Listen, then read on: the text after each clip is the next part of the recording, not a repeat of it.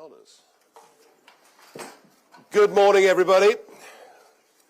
Great to be back in Scotland. First reason I came was for the Glenrothes by-election, the local by-election, and as you would have noticed, at successive by-elections since July 2024, Reform UK Scotland has been performing better week after week after week. Lots of good seconds, and now we're beginning to win some of these by-elections, and we're fighting very hard in this one running up to next Thursday. One of the promises that I made as leader of Reform the morning after the general election is that I would professionalise the party.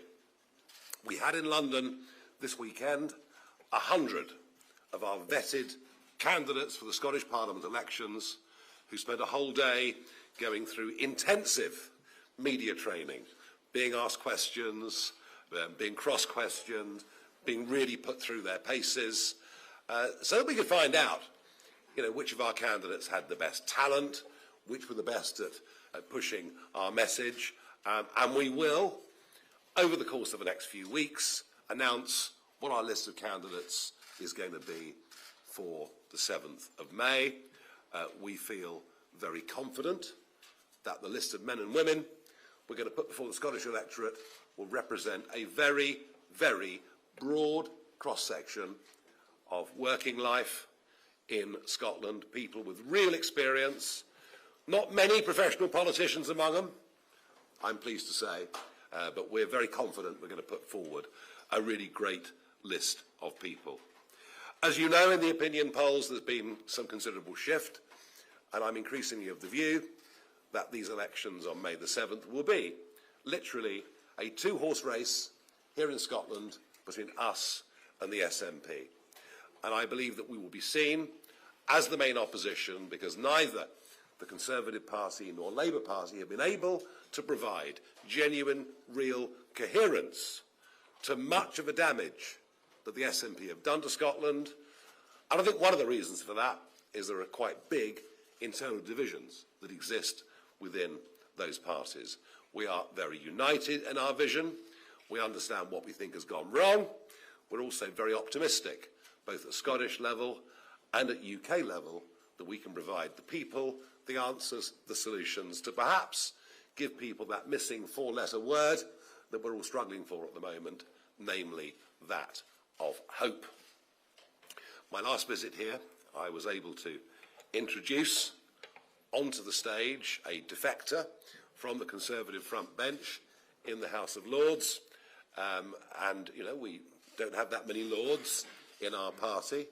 And in a few minutes, we're going to have even fewer Lords in our party because the first thing I want to do today is go through a formal signing ceremony, which Malcolm and I will now do.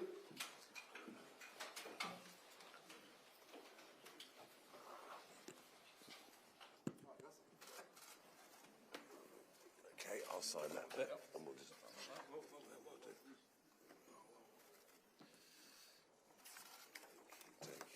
do this big one? Yep.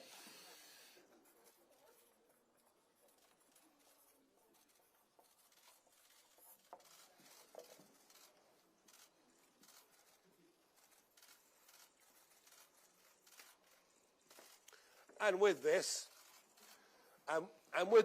Lord Offord of Garville becomes Malcolm from Greenock. There we are. Thank you for this one, please.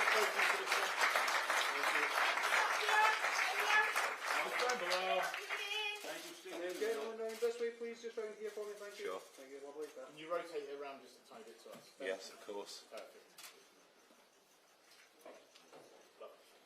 Just this way, please, down here. You want to get this way as well? Yep, certainly. Just right in front of us, please. Okay.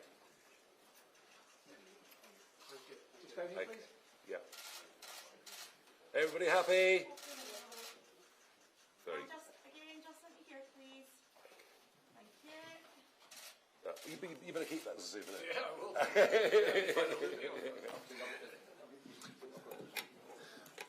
And what Malcolm Offord has done is, I believe, a very brave and principled move. After all, the House of Lords is a club for life. Subsidised lunch, sleep on the benches all afternoon, stay there until you're 94, and he's given it all up to stand for reform in the Scottish elections, Scottish Parliament elections of 2026. A brave and principled move. And with that, I have today, my main task today, I have absolutely no hesitation as leader of Reform UK to announce that from this moment, plain Malcolm Offord is leader of Reform UK Scotland. I've appointed him leader, and he will lead this party into those elections on May the 7th. As the party builds and develops its branch network, in future, positions like this will be open to elections of the members. But we are a work in progress. Time is very short, and I'm entirely confident, firstly, that I've made the right decision, and secondly, that I will carry with me the overwhelming support of our 12,000 members in Scotland.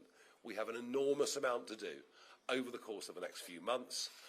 I think we could even surprise ourselves with just how many votes we managed to garner in these elections.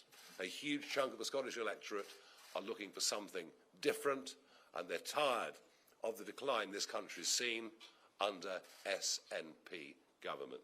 So, Malcolm, you've got the job. Congratulations.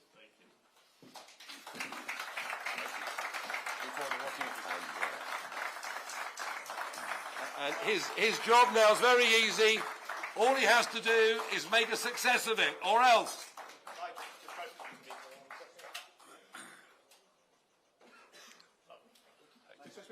Yeah, of course. Yeah.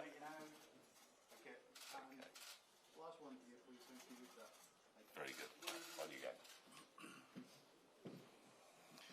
Thank you, Nigel, for that. No pressure whatsoever, but delighted to be announced today as leader of Reform in Scotland. And as Nigel says, we have now got a race for the line. We've got 16 weeks, effectively, from now to the 7th of May.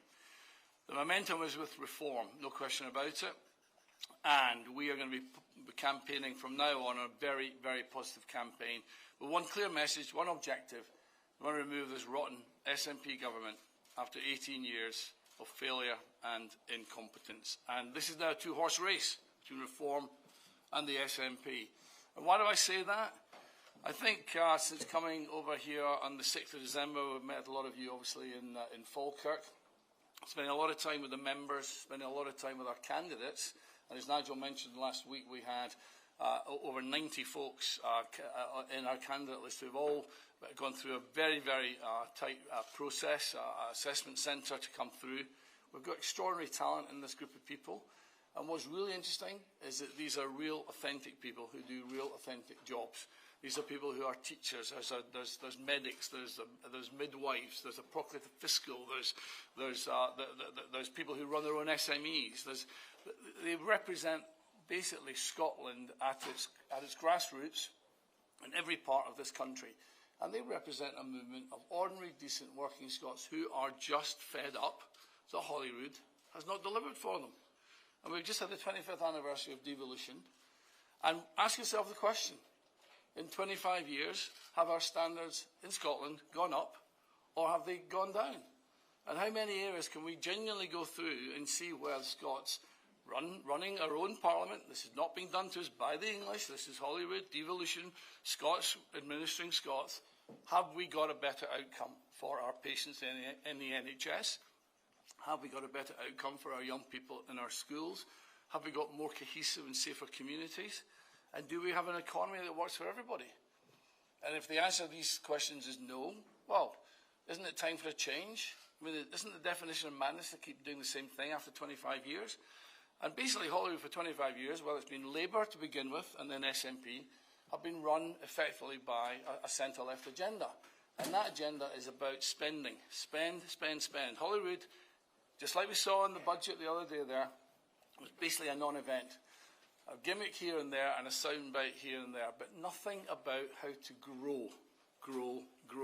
How do we grow our economy? How do we make our country wealthy? How do we make our country prosperous? So that is the message that Reform UK have. We have, as I say, we're more than 12,500 members now, and we have a really talented group of candidates. For me, as I take over this position now, the focus will be between now and the end of January to give a bit of a set-piece speech so we can actually set the direction of travel and the policy framework we're going to be working to. Then, of course, we'll have our manifesto, and we'll then place all our candidates into the various constituencies and lists. So we're well organised, we're well funded, and we're very well motivated. So it's a great pleasure to be here. I look forward to taking questions with Nigel. Thank you very much.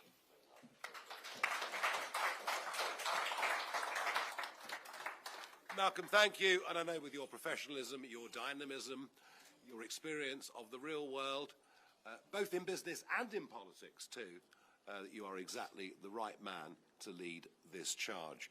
We have an absolute mass of questions to get through. So let's get cracking. James Cook, BBC.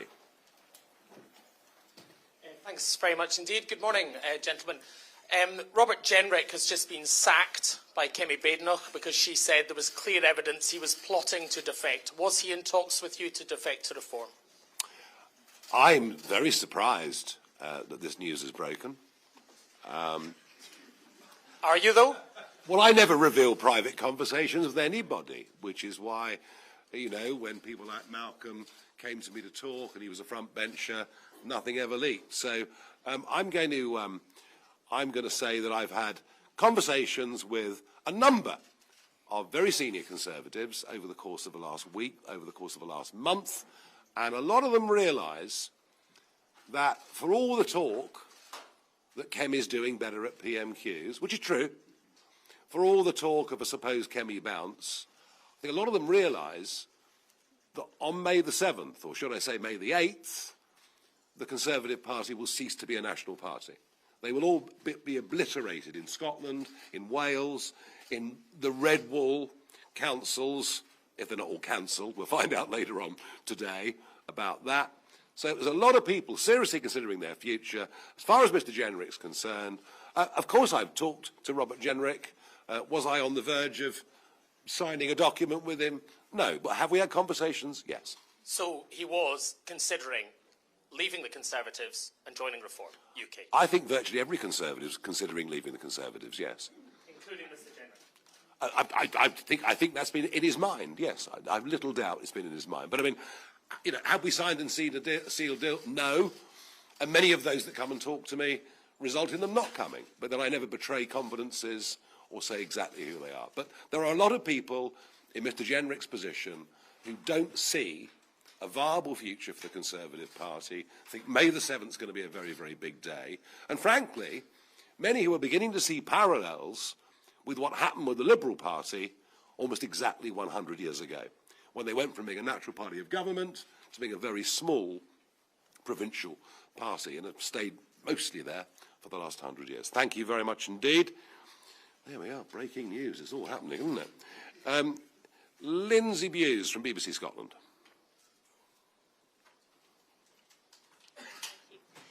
Thanks very much. A question to you, Mr Farage.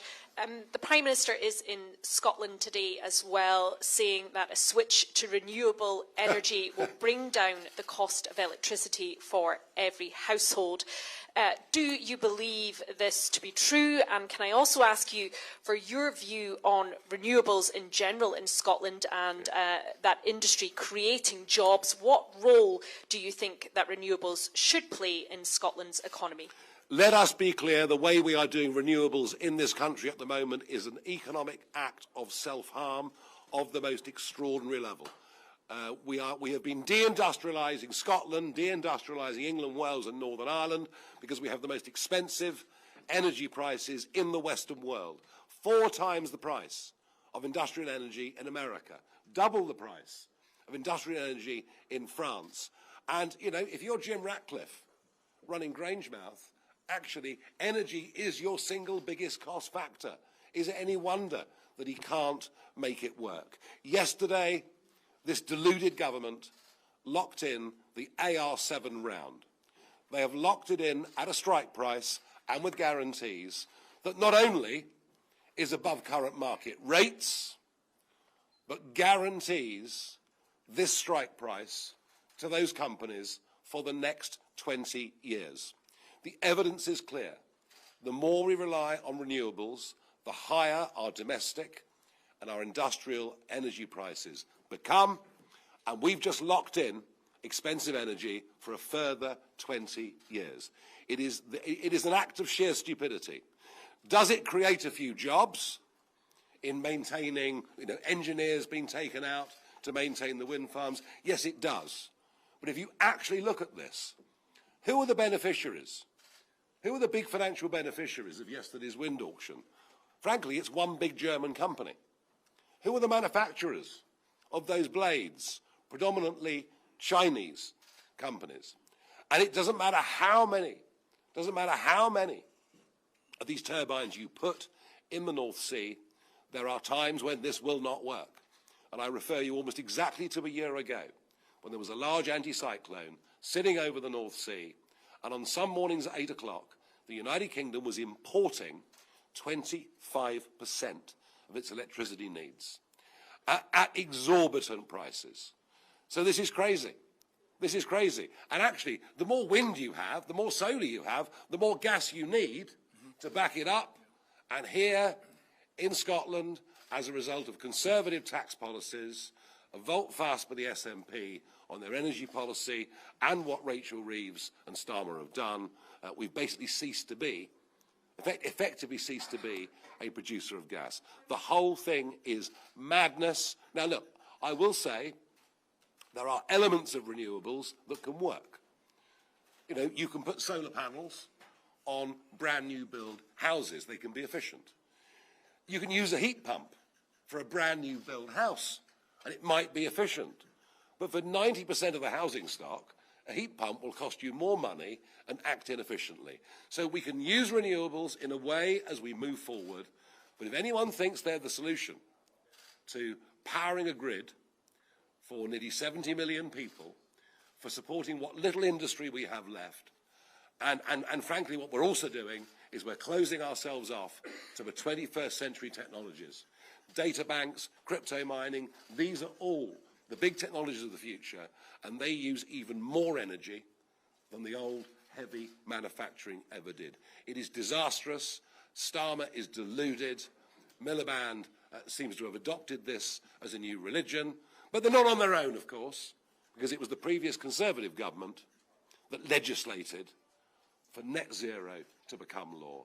And I think we are, on this issue with the people of Scotland and more broadly across the whole of the United Kingdom, I believe that we are the practical, sensible people who are pro-people having cheaper energy bills and reindustrialisation of our once great nation. You produce your own gas. And then you'll get the answer, but gas is controlled by world markets. No, it's not. The oil price is. Gas isn't. Gas has a massive domestic element. And I'd say this to you. Q3 growth in America was 4.3%. Q3 growth in this country is 0.3%. The single biggest difference between Britain and America over the course of the last 20 years is energy policy. America has had an economic boom by extracting gas in the Midwest on a vast scale at a cheap price, and America going from being a massive importer of energy to being an exporter. Energy is absolutely the key to jobs and our industrial future. I accept there are a few jobs in renewables, but those jobs are way fewer than those they've got rid of in traditional manufacturing, let alone the potential of the 21st century. Sorry, very long answer, but I feel strongly about that. Anthony Maguire, GB News. I feel very strongly about that. Good morning. I just had a question really about the candidates that you spoke of. Now, we don't obviously have their names yet. We'll find out more in the next few weeks. But Reform UK has previously come under fire for the experience of candidates that it's put forward. Now, you've said there that the experience of these candidates for this year's election have impressed you. I just wondered if you could kind of tell us a bit more about what that experience looks like and why you think that will translate into good politicians. Well, I mean, a couple of points here. Number one, I think that too much of politics has been dominated by, frankly, by college kids. You know, kids that come out of college, work professionally in politics or media, and then become members of the Scottish Parliament, the Westminster Parliament, whatever it may be. I don't think there's enough of a breadth of people who, as Malcolm said earlier, have been nurses, teachers, doctors, entrepreneurs, business runners, whatever that may be. So we are very confident that we'll provide a widespread from across Scottish society of people that stand. And interestingly, they also come from a wide range of political backgrounds too. But many of them are coming from no political background whatsoever. They're getting involved in politics because they're really worried about the state the country's in and want to do something to help turn it around. Vetting is an issue. You know, we have to make sure our people are thoroughly vetted. There are no hidden nasties from us. We're taking that process with these candidates here in Scotland more seriously than we've ever taken it before. Doing all the DBS checks, background checks, you name it, we're doing all of that. That then leads to one potential weakness. And that potential weakness is, well, you've got to have somebody who's been in frontline politics that understands roughly how the process works. We have one existing member of the Scottish Parliament, been there for some years, understands, Graham, how the whole thing works. And we have a new leader of Reform UK Scotland who's been a front bench spokesman in the House of Lords. And I believe we have the mixture of political experience with these two guys, enthusiasm and real world knowledge from the rest of the candidates. And we will show you those whole lists. We'll be doing a big conference to launch formally our campaign. It'll be coming in the first week of March. Thank you very much indeed. Beth Rigby, Sky News. Hello, thank you. Mr Farage, just to follow up on the issue of Robert Jenrick, Badenoch has just sacked him from her shadow cabinet, removed the whip and suspended his party membership with immediate effect. And she said, I was presented with clear, irrefutable evidence that he was plotting in a secret to defect in a way designed to be as damaging as possible to his shadow cabinet colleagues and the wider Conservative Party. Mr Farage, can I ask you, were you planning to unveil him as a new star sign-in to Reform this afternoon in London, because you were due in London later today? And is he welcome to join Reform now if the Tories don't want him? Well, it sounds to me like she's panicked. Because, as you know, I am doing a press conference in London this afternoon at about 4:30. Obviously, we had the Nadeem Zahawi defection just the other day. We had the offered defection a few weeks before that. There's been quite a long list of former Conservative MPs that have been joining us. There have been others that have tried to join that we've said, no, we don't think it'll work. So she's aware that there is that move. And so I suspect she's panicked. I suspect she's added up 2 and 2 and made 5. I can confirm, hand on heart, honestly, look you in the eye, I was not going to be unveiling Robert Jenrick at 4:30 this afternoon. As I said to your BBC colleague a moment ago, is he one of many that I've talked to about what the future might look like? Absolutely. But, you know, well, have I signed a deal with him? No. Okay, you're in talks, but Mr Farage, can I ask, I mean, he's just been suspended from the Conservative Party for plotting to defect. I assume he's plotting to defect to Reform. Well, it could be the Lib Dems, I don't know, you know. Do you think he's a Lib Dem? No. Can you confirm you've been in talks with him? No, I confirmed that already a couple of times. Would you welcome I have him? been talking to lots of people. Do you know what? We will welcome anyone that comes to us from whatever party who is going to add to what we do. It doesn't just see us as perhaps a life raft to save a parliamentary career, but people who want to add to what we have to do, who share our values, who share our beliefs, but equally you have to be honest about the sheer level of failures of 14 years of broken manifesto commitments. So do you know what? I'll give him a ring this afternoon. I mean, I'll give him a ring this afternoon. he ran for leadership. I might even buy him a pint, you never He's in know. the shadow cabinet. He was in the shadow cabinet. Yes. He'd be a big signing for you, wouldn't he? I mean, he was part of that Tory failure, but the one big tick against his name is that he did resign as immigration minister because of the failures of the government. So that would be a big tick in his direction. I will speak to him this afternoon and see what he wants to do. Okay, thank you. Lord Offord, I did have a question for you. Sorry, events have rather... He just signed his resignation. Call him Malcolm. Lord Offord, I wanted to ask you about a key voter priority here in Scotland, which is the NHS. Yeah. You've previously said there needs to be a dialogue with the public about the acceptability of user charges for some services and the removal of free prescriptions for certain categories of medication. Do you still think that's right for Scotland? And Mr Farage, do you think the NHS should be funded through taxpayer money in England? Thank you very much. So reform is very clear. There'll be no plans to be charging for the NHS in Scotland. That paper you're referring to was a paper written by a group of medics who were examining other systems around Europe, in particular looking at Sweden and Germany, who spend the same amount of money as Scotland does and get better outcomes. So it's a sensible thing to say, how do they get better outcomes and what are some of the differences?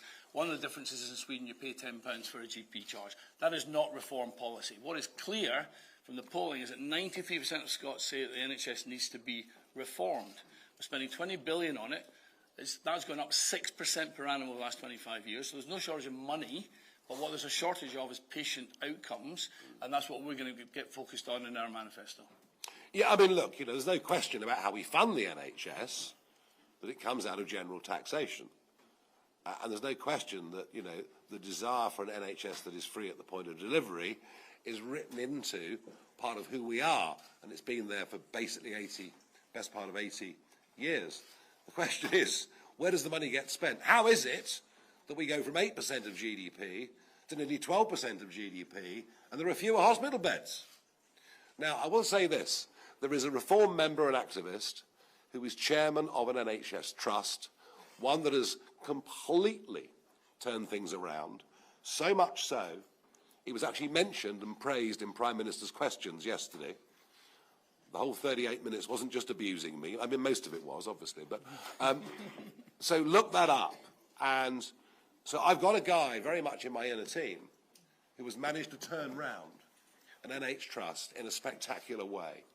And I'm talking to him about how we can use the methods that he's used in that home county to perhaps get better bang for buck, better delivery across the nation. As far as I'm concerned, all options are on the table. We must be completely open-minded about structures to see how we get better delivery. I don't want to change the basic principle, but I also suspect there's a lot we can learn from our European neighbours who are getting much better outcome for every pound they spend. Let's go on to Ewan Petrie from STV. Thank you, Mr Farage. Just over 3 months ago, your deputy, Richard Tice, told us that your leader in Scotland would be democratically elected by its members. So what's changed since then? Were you waiting for a defection? Was the promise of the leadership part of a deal to get Malcolm Offord to come over?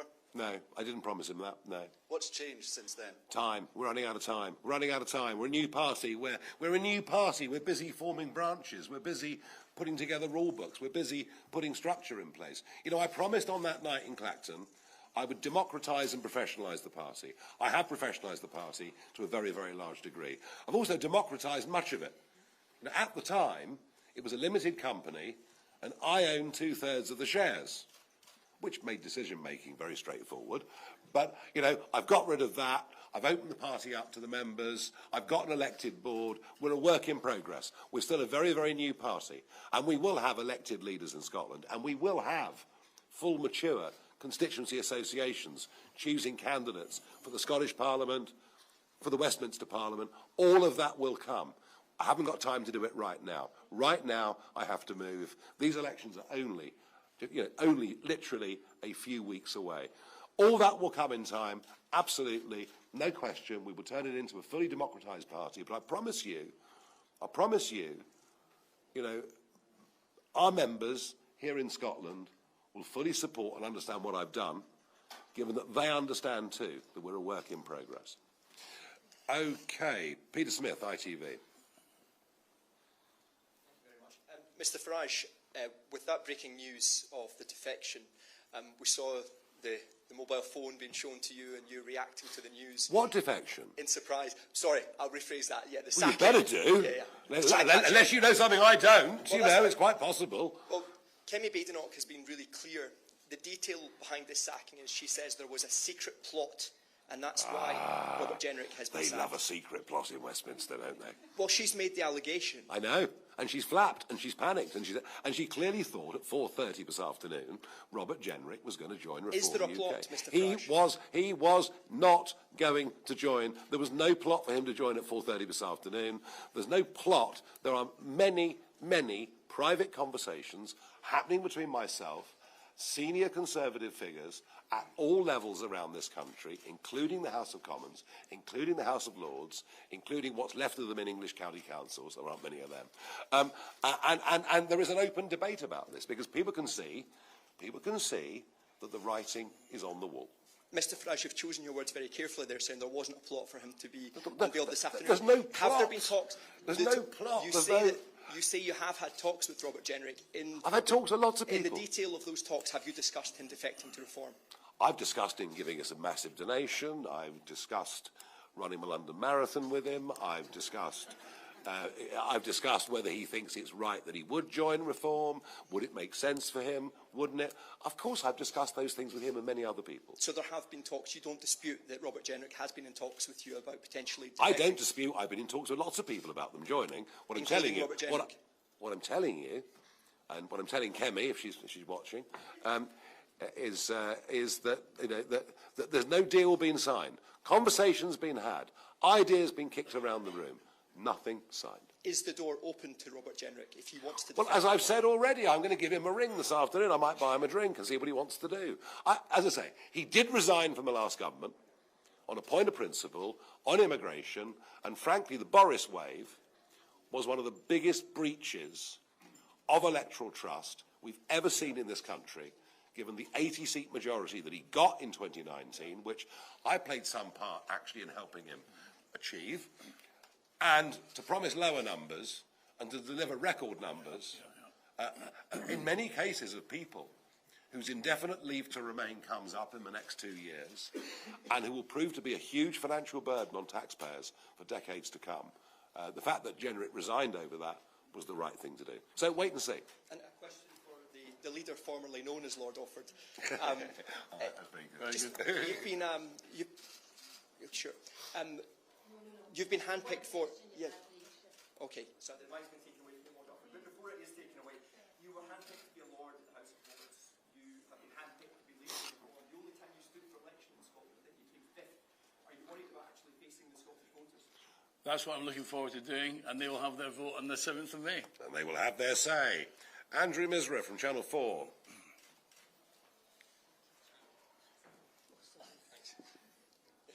Hi, Mr Farage. Just picking up on the news about Mr Jenrick. Are you picking I don't know how many more permutations of this we've got. Well, you know, but I mean, I'll keep trying for you, you know.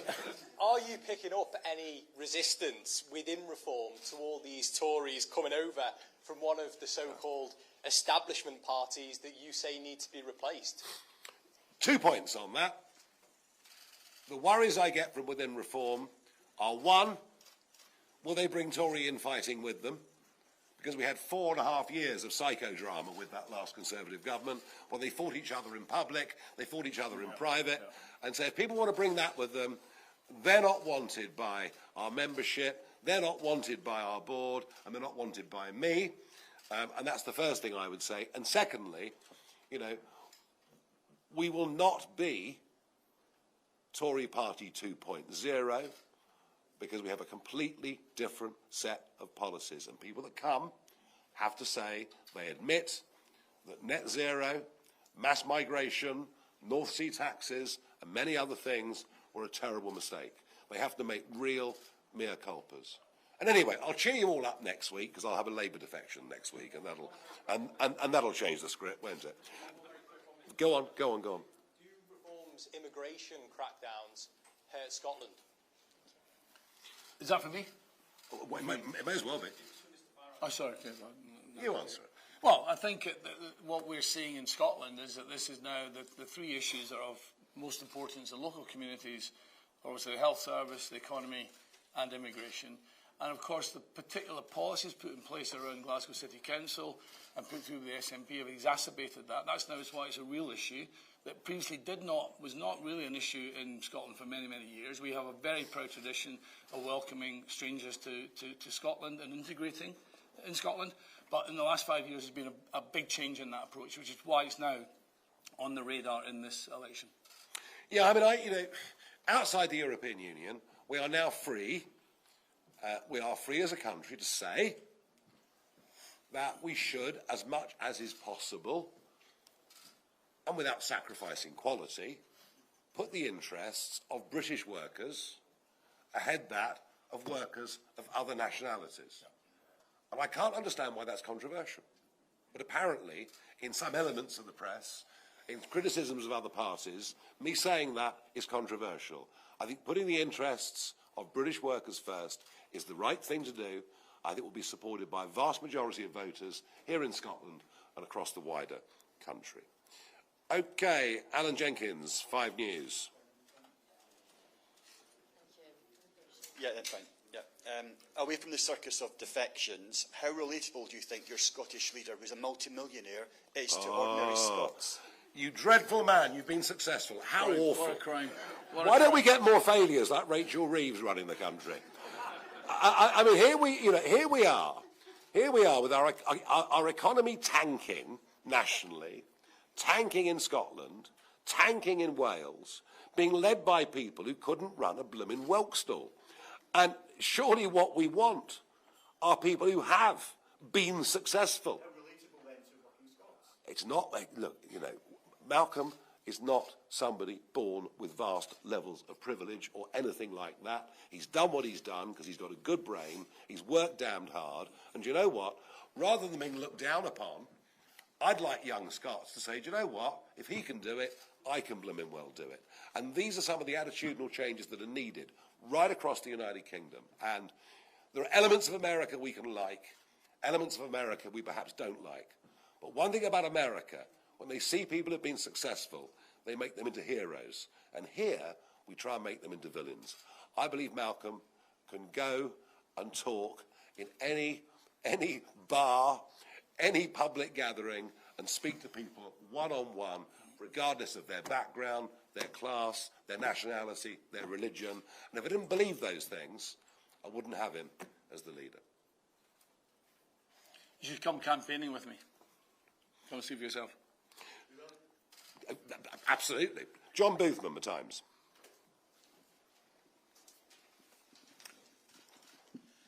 Malcolm, you've spoken on Twitter actually about how there was no policies in the Scottish budget to encourage growth. Yeah.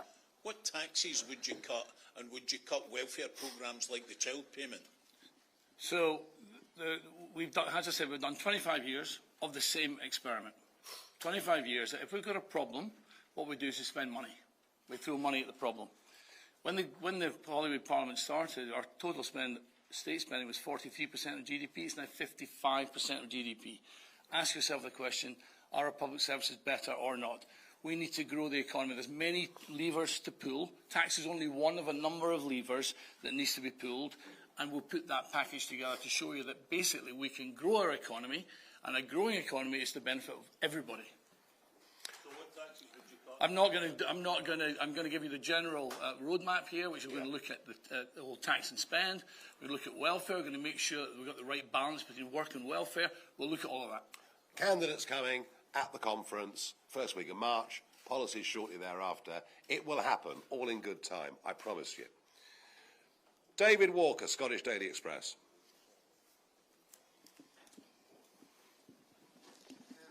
Hi both. A question to both of you. Concerns have been raised that reform is soft in Scottish independence and union.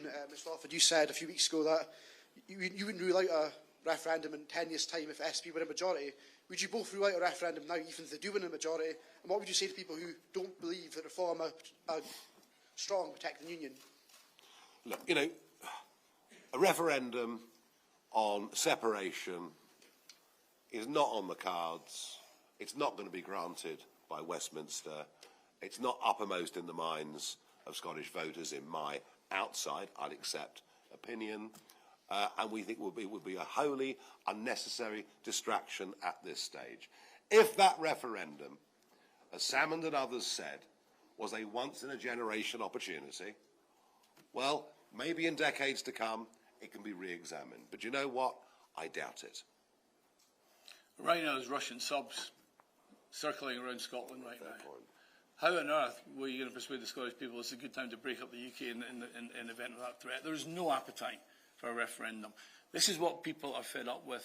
For 25 years, Hollywood's been dominated by this constitutional question and spend. It needs to change. And therefore, all I said was, can we just all agree amongst ourselves for, let's say, the next two parliaments, call that 10 years, pick a number. Can we just not talk about this? And can we please make Scotland the most prosperous and the most successful part of the UK? Yeah, much else to worry about. Mark McLaughlin, The Sun.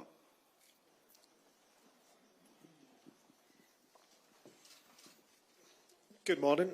Given Scotland's strong historical and family ties to Denmark and the threats that you just mentioned, Mr. Offord, do you support Denmark's sovereignty over Greenland and its European allies as the guarantor of that sovereignty, with the ships going out there on exercises? Or do you think Donald Trump would be a better guarantor of that peace as the owner of Greenland? Look, you know, Donald's a friend of mine. I think it's a great thing that he's done, getting rid of Maduro. I very much hope he comes to the aid of those protesting for their freedom in Iran. I really, really hope he does. Anything's better than this ghastly theocratic regime. But as far as Greenland's concerned, you know, waging wars on the enemies of the West is great. But what Donald Trump can't afford to do is to wage wars against his allies in the West. He's not going to invade Greenland, I'm entirely confident. And of course, the absolute question, you know, Denmark and Greenland must decide their future and decide their own sovereignty. No question in my mind about that. Let's move on. Tom Gordon, Scottish Daily Mail. Hello, a question for Lord Offord. You mentioned tax just now. Can you confirm that you pay the Scottish rates of income tax? Yes. And also, will you follow the example of many other party leaders in Scotland and publish your tax return before the election? Don't know. I'll think about that. Why not? Well, because it's a private matter. It shouldn't necessarily be put out in the public domain. Certain things are private. What I can tell you, Tom, is that over all the years, from the very first job I had in Allston Bakers in Greenock, I have paid every penny of tax. I've got nothing to hide. But the question is, do I want to put it out there? I don't know. Come back. Well, as I say, other party leaders have done it on a regular basis. That doesn't make it right. It doesn't make it wrong. Yeah. So why won't you do it? Well, I said to you, I haven't decided yet. It's a private matter. I'm not publishing mine. I'm not publishing mine or my inside leg or many other private things. Right, moving on to Alistair Grant from The Scotsman.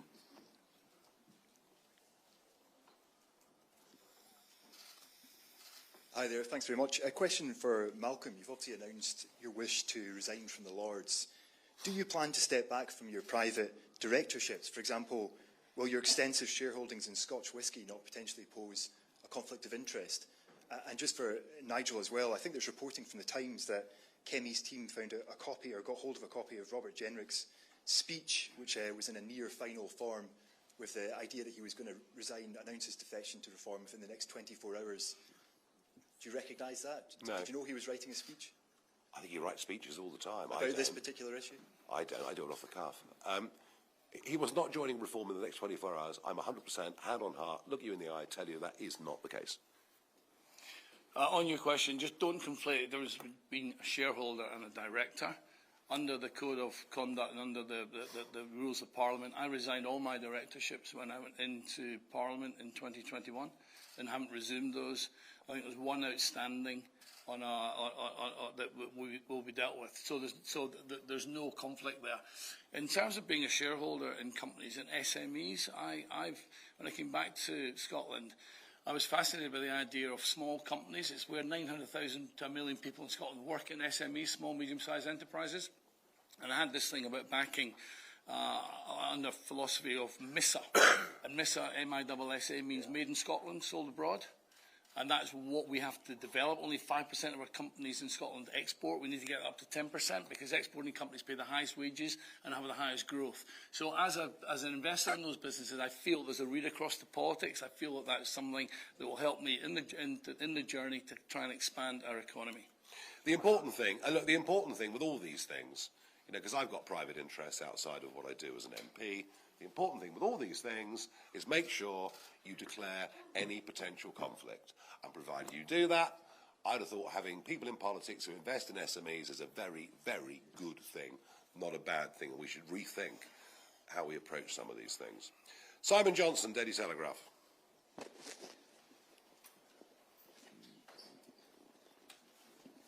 Thank you, Mr Farage. You're a very persuasive man. Do you believe that, from your discussions with Mr Jenrick, that he had been persuaded to defect to reform? And did you have an aspiration to unveil him before May's elections? On Scotland, as you mentioned earlier, Sir Keir Starmer's here, polling this morning showing Reform and Labour neck and neck up here. Do you think Keir Starmer's presence in Scotland is helpful to you, given his unpopularity north of the border? Enormously. We'll provide him with free travel, if you like. There'll be absolutely no problem at all. And a quick question for Lord Offord, or Malcolm rather. You've resigned from the House of Lords, but according to the House of Lords Library, you can't actually give up a life peerage. So technically you still are Lord Offord, isn't that correct? So I've tried to send it back in the post, but it came back, it returned to sender. Apparently the peerage is given by the monarch, and it's very presumptuous to think that the monarch will accept it back. But there is a way of doing it through an act of parliament, but that was last used in 1917. Yeah. So it's a retirement. It's a retirement from the House of Lords. He can't go to the House of Lords. He can't sign on for the daily rate. He can't get the subsidised lunch, and he can't sleep on the benches in the afternoon. And he will not be using the title, even though, as he says, it would be impolite to send it back to King Charles. And do you believe you persuaded Mr Jenrick during the talks? I don't know. I don't know. I mean, like every deal in business, every deal in politics, it's never done until it's done, and the I's are dotted and the T's are crossed. And did you have an aspiration to unveil him before May's elections? Oh, if people want to come to us, they need to come before May the 7th. Because if they come after May the 7th, they themselves will probably look like damaged goods. And that's a message that goes out more broadly. Thank you very much indeed. Craig Patton, Press Association.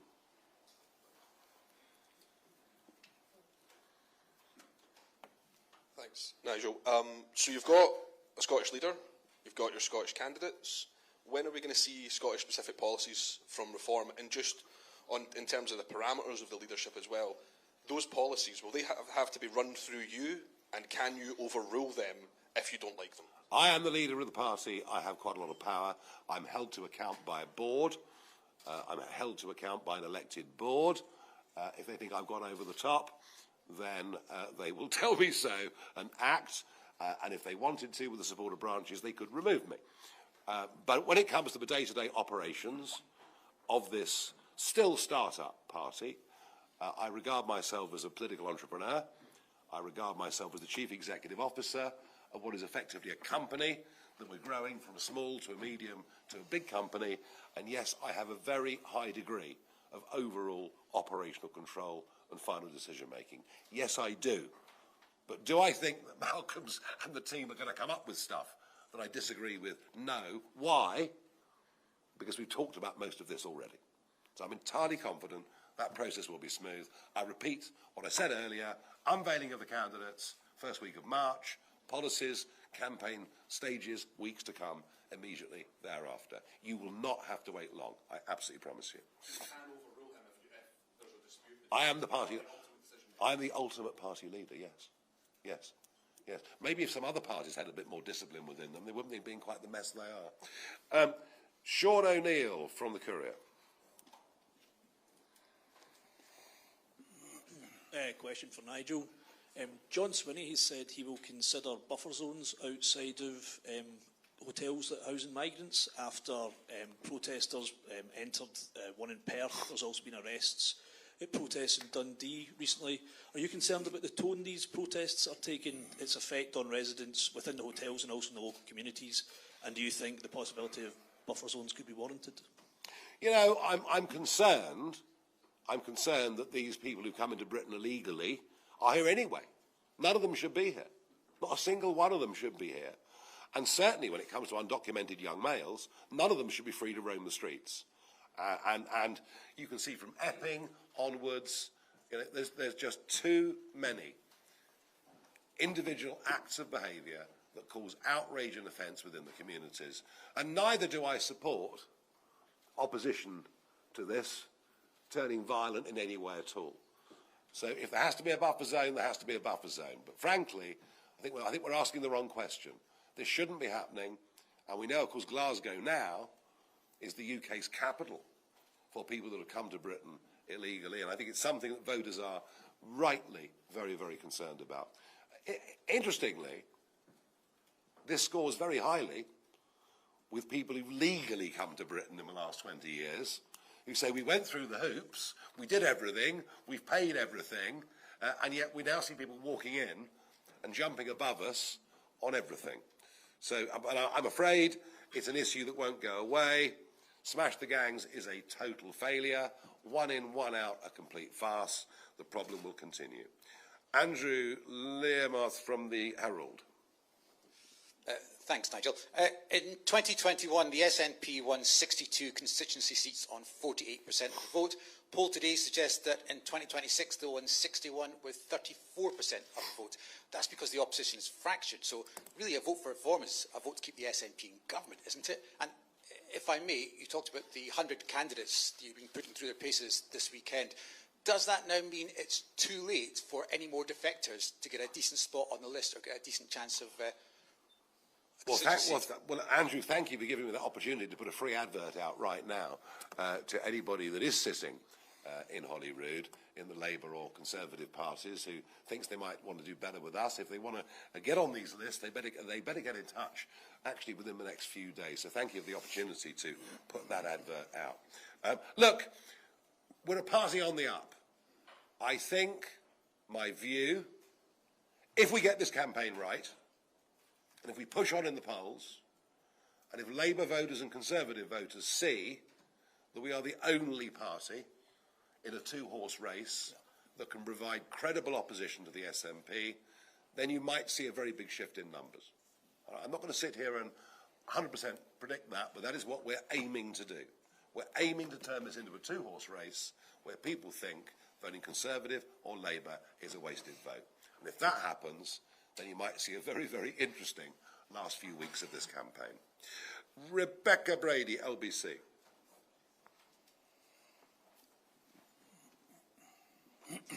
Lord Offord, if you're in charge of the Holyrood election campaign, can you guarantee that there will be no racist ads against your opponents? Reform's not a racist party. We're going to fight a very positive campaign on the issues that the people tell us is out of concern to them. There's no racism here, but we do need to deal with the issue. And that word should not be bandied about as a way of stopping people talking about real issues in their community. So we will run a positive campaign, and I can assure you of that. I think that it might be considered by many other parties that there was a racist advert against Anas Sarwar.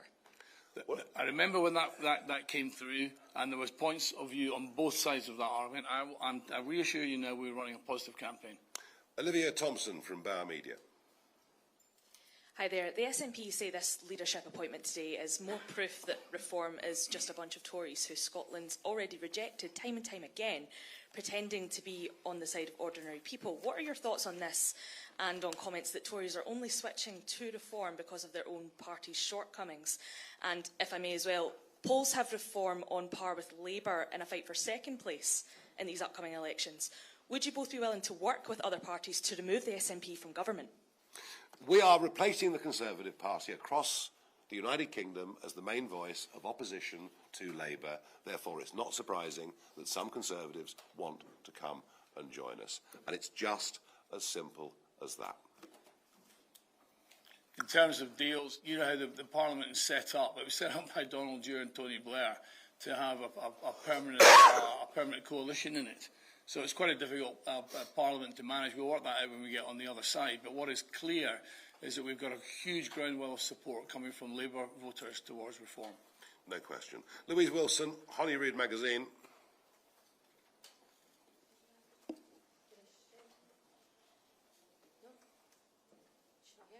No? Not here? No problem. We'll move on. Two more left. Severin from The Guardian.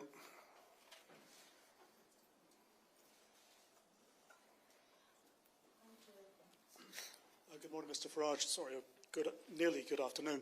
You've placed a lot of emphasis in your press conference and your remarks today on the rigour and effectiveness of your vetting. Is that not an acceptance that in the past your vetting procedures have been very poor? You've got people like Nathan Gill that you've worked alongside in your party. Do you now acknowledge that your vetting in the past has been very weak and insufficient? Yeah, piss poor. Piss poor. Sorry it's crude, but it's been piss poor in the past, and it won't be in the future. And nothing angers me more than all the work that I put in for this 7 days a week, being let down by people who haven't told us the truth, and we frankly haven't put enough effort in or professionalism in to find out the truth about them. So yes, I'm enormously angry that you know, many times over the years I've been thrown into political crises through no fault of my own. If it's my own fault, I can live with it. I can own it. But with things like this, it's not good enough. And I promise you that we are doing everything we can to make sure that these candidates for the Scottish Parliament are vetted and are fit and proper people to put before the electorate. Whether you agree with their views or not is a separate matter, but they're fit and proper people in every way. Last question before I run to give Robert Jenrick a call. Chris McCall of the Daily Record. Hi, good morning. I just wanted to clarify a point you made earlier, Mr Farage, to David from the Express, when you said that in a decade to come, the issue of a referendum could be reconsidered. Now, in a decade, you know, all going well for your party, you might well be in power in Westminster, so can we take that as read, that independence and another referendum, it could be on the agenda for a reform government? Look, I'm just saying to you, it's a once-in-a-generational decision. That was what we agreed, you know, both with the Brexit referendum and the separation referendum in Scotland. It was once in a generation. The odd thing is the SNP have not accepted either of those results and wish to overturn either. You know, whichever way we cut it, it's a very long way of a distance. It's not something of immediacy. There are other very major threats faced by Scotland and, frankly, faced by the world at this moment in time. Thank you very much indeed, everybody.